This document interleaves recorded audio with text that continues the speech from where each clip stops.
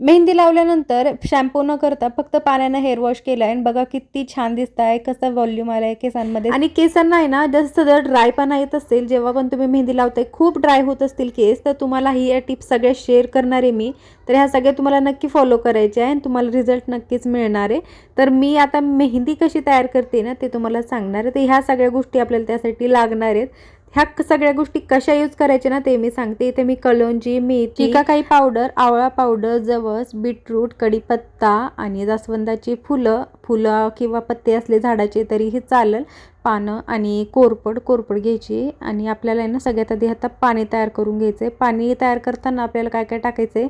पाणी 1 तांबे घेतलेलं आहे मी, 2 ग्लास. तर त्याच्यामध्ये मेथी दाणा आणि कलोंजी टाकायची आणि जे जवस होते ते टाकायचे. तर आता हे सगळे ना चहापत्ती टाकायचे. हे सगळं आपल्याला 10 मिनटं उकळून घ्यायचं आहे. म्हणजे जेवढं आपण पाणी गेले ना त्याचं थोडंसं हाफपर्यंत आलं तरीही चालेल. तर तेवढं छान आपल्याला हे उकळून घ्यायचं आहे. आणि राहिलेलं हे सगळं वाटून घ्यायचं आहे मिक्सरला. तर फक्त जे पावडर आहे ना ते सोडून इथं मी समजा बीटरूट, कोरपड, जास्वंदाची फुलं, कढीपत्ता हे सगळं आपल्याला छान फाईन पेस्ट तयार करून घ्यायचं आहे. पाणी टाकून वाटायचं आणि आता हे सगळं गाळून घ्यायचं आहे आपल्याला. सुती रुमाल असतो किंवा म्हणजे कपडा जो असतो ना त्याच्याने गाळलं तरी चालेल, गाळणीनं गाळलं तरीही चालेल. नंतर ते पाणी अजून ह्याच्यामध्ये ॲड करायचं आहे आपल्याला. तर बघा हे जे मी बीटरूटचं हे बाकी सगळ्या गोष्टीचं जे लिक्विड तयार केलं ते काही एवढं तयार झालं आहे आपल्याला. भरपूर पाणी लागतं. म्हणजे मी जेवढी मेहंदी भिजवते, आता मी 250 ग्राम मेहंदी भिजवते, तर त्यासाठी मला बरंचसं पाणी लागणार आहे.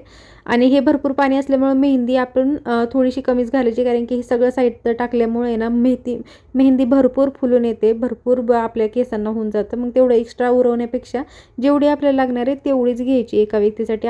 दोघांना लागणार आहे, त्यामुळे मी एवढी मेहंदी भिजवते आहे. ही 250 ग्रॅमचं पॅकेट आहे आणि ही साधी मेहंदी आहे. तुमच्याकडे जी कोणती मिळत असेल साधी मेहंदी ते तुम्ही घ्या. जसं की गणपतीच्या बिता आमच्याकडे हत्ती म्हणून असते किंवा हे साधं काहीसुद्धा ब्रँड असतात, साधं मेहंदीचं पॅकेट आहे. तर हे सुद्धा मिळलं तरीही चालेल तुम्हाला. आता ह्याच्यामध्ये पाणी टाकण्याआधी, म्हणजे जे पाणी तयार केले ते टाकण्याआधी ना आपल्याला आवळा पावडर आणि शिकाकाई पावडर जे आहे ते मिक्स करून घ्यायचे. तर ते मी इथं मिक्स करून घेतलं. त्यानंतर जे दोन्ही लिक्विड आपण बनवलेत ते पहिले एकत्र करून घेतले आणि तेच आता ह्याच्यामध्ये टाकले. आता ह्याच्यामध्येच आपल्याला लोखंडी भांड्यामध्ये मेहंदी भिजवायची. तर माझ्याकडे दुसरा नाही, माझ्याकडे फक्त लोखंडाचा तवा आहे. तुमच्याकडे जे कोणतं भांडं असेल किंवा स्पेशली मेहंदी भिजवायसाठी किंवा कढई वगैरे असेल लोखंडाची, त्यात भिजवू शकता तुम्ही. तर मी पूर्ण 1 दिवस भिजवून ठेवत असते. समजा मला जर उद्या लावायची तर मी आजच हे सगळं करून ठेवते. आज रात्रीच केलेलं. नंतर दुसऱ्या दिवशी ह्यांना लावली सगळ्यात आधी मेहंदी. संध्याकाळच्या वेळेला ह्यांना लावून टाकली. मी डायरेक्ट तिसऱ्या दिवशी लावायला घेतली मेहंदी, कारण मला त्या दिवशी काही जमलंच नाही लावायला.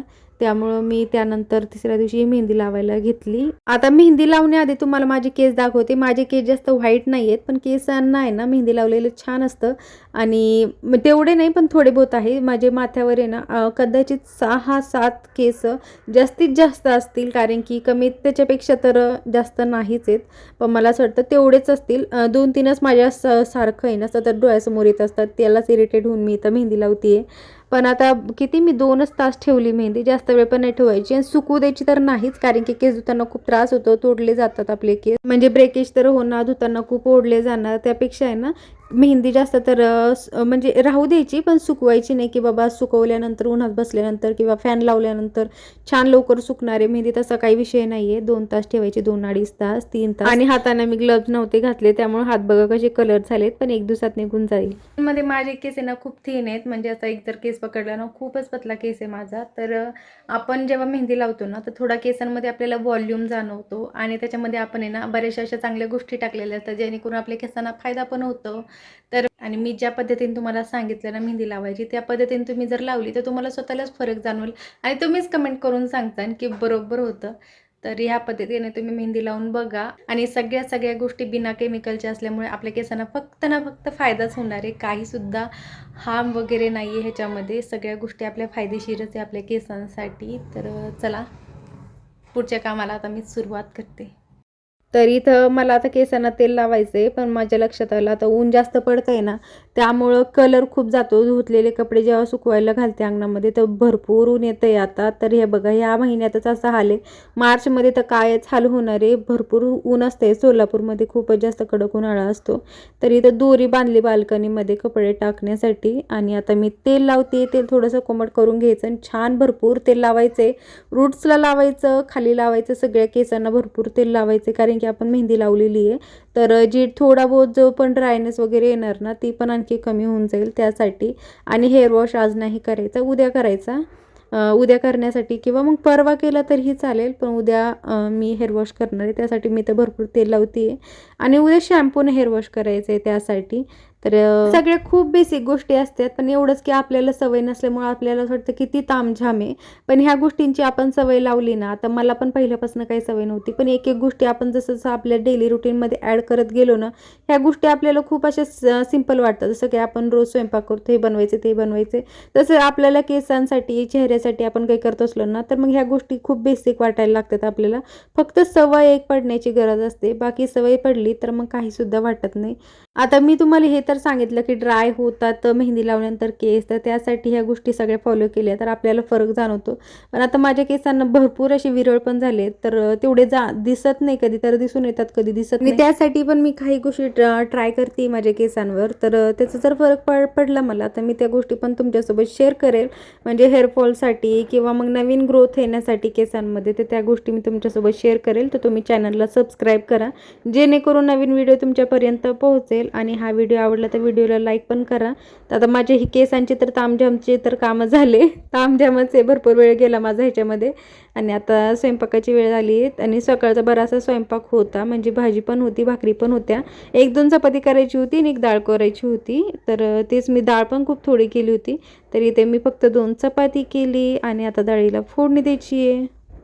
हे सगळे कामं करताना आपल्याला बिलकुल पण कंटाळा वगैरे येत नाही, कारण की हे आपल्या डेली रुटीनमध्ये असतं की हे करायचंच आहे. तर मग आपण आपल्या चेहऱ्यावर किंवा मग केसांवर हे असं लक्ष करून ह्या गोष्टी आपल्याला करायच्याच आहे. हे जर आपण आपली काय म्हणते मेंटॅलिटी बनवून ठेवली ना, तर आपल्याला काहीसुद्धा वाटणार नाही ह्यांच्यासाठी काही करायला. किंवा म्हणजे सिरम बनवायचं आहे, टॉनिक बनवायचं आहे, काही पण करायचं असलं तर मग त्याच्यासाठी आपल्याला काही वाटणार नाही, कारण की हे आपल्या डेली रुटीनमधलं एक पार्ट होऊन जातो. तर त्याचाच मी आता स्वतःवरच प्रयत्न करणार आहे. नंतर तुमच्यासोबत हळूहळू एक एक गोष्टी शेअर करत राहील, जेणेकरून माझ्या एक्सपिरियन्ससोबत तुम्ही पण काहीतरी तुम्हाला पण शिकायला मिळेल आणि तुम्हाला पण थोडासा इंटरेस्ट येईल करण्यासाठी, चेहऱ्यावर काही करण्यासाठी किंवा मग केसांसाठी काही करण्यासाठी. तसं चेहऱ्यासाठी मी जास्त काही घरेलू वगैरे काही करत नाही, फक्त केसांसाठी करते. तर त्या गोष्टी मी तुमच्यासोबत शेअर करत राहील. आता मुगाची डाळ बनवते मी, चपाती काय 1-2 करून झाली आणि पीठ पण होतं ऑलरेडी मळलेलं, मी सकाळीच मळून ठेवलेलं होतं पीठ, तर ते होतं, त्यामुळे मला जास्त काही वेळ नाही लागला. जेवण पण झालं, आता भांडी घासते आणि नंतर किचन ओटा क्लीन करून झालेलं आहे माझं सगळं काम. तर चला मग हा व्हिडिओ आहे ना इथंच संपवते मी. आणि हा व्हिडिओ तुम्हाला आवडला असेल तर व्हिडिओला लाईक करा आणि चॅनलला सबस्क्राईब करा. आणि काही क्वेश्चन असले तर तुम्ही कमेंट करून विचारू शकता, मी तुम्हाला नक्कीच रिप्लाय करेल. लवकरच भेटूया आपण पुढच्या व्लॉगमध्ये. तर स्वतःची काळजी घ्या. Bye bye, take care friends.